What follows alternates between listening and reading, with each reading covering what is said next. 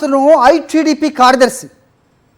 Social మీడియాలో ప్రతిపక్షంపై నిత్యం అభ్యంతరకరమైన పోస్టులు పెడుతూ ఉండటమే అతని పని. కానీ తెర వెనుక ఏం జరిగిందో కానీ ఈ సోషల్ మీడియా యాక్టివిస్ట్ సొంత పార్టీకే రివర్స్ అయ్యాడు. తన నేతల బండారాలు బయట పెట్టడం మొదలుపెట్టాడు. మరీ ముఖ్యంగా చంద్రబాబు పిఏపై పరోక్షంగా అతను పెట్టిన పోస్టులు తీవ్ర దుమారాన్ని రేపాయి. దీంతో దాడి కాచి మరీ అతన్ని చావగొట్టారు. నూజివీడు టీడీపీలో సంచలనంగా మారిన మంచోడు మణిపై దాడి వెనక అసలేం జరిగింది? What's this? కూటమి ప్రభుత్వంలో రెడ్ బుక్ అరాచకం ఇప్పుడు సొంత పార్టీ మనుషుల్ని కూడా విడిచిపెట్టడం లేదు.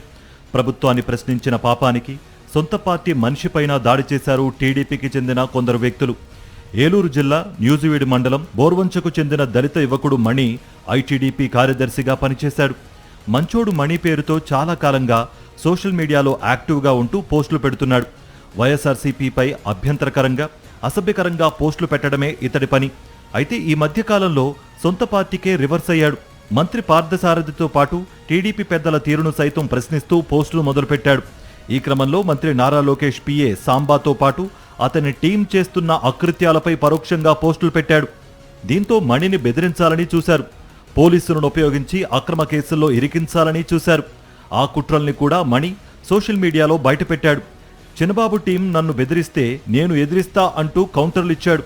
ఇలా పోస్టులు పెట్టిన గంటల వ్యవధిలోనే అతడిపై హత్యాయత్నం జరిగింది.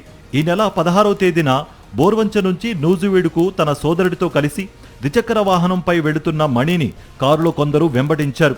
మణి ద్విచక్ర వాహనాన్ని ఢీకొట్టి కర్రలు, కత్తులు, రాడ్లతో విరుచుకుపడ్డారు. ప్రస్తుతం అతడు ప్రాణాలతో బయటపడ్డాడు. కానీ కదల్లేని స్థితిలో మంచంపై ఉన్నాడు. మా స్వగ్రామం బోర్వంచ నుంచి నూజివీడు వస్తుంటే కొంతమంది కారులతో వచ్చి నన్ను గుద్దిచ్చారు.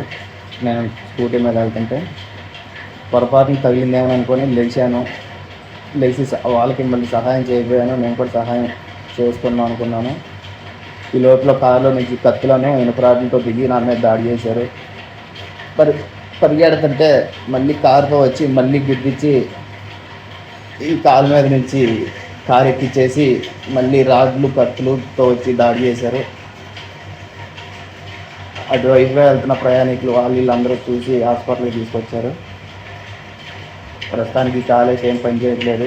ఈ కాలుకి కూడా 5 కుట్లు పడినాయి. ఈ చేతికి ఒక 2 కుట్లు, ఇక్కడ ఒక కాలుకి ఇంకొక 2 కుట్లు, మొత్తం 9 కుట్లులాగా పడినాయి.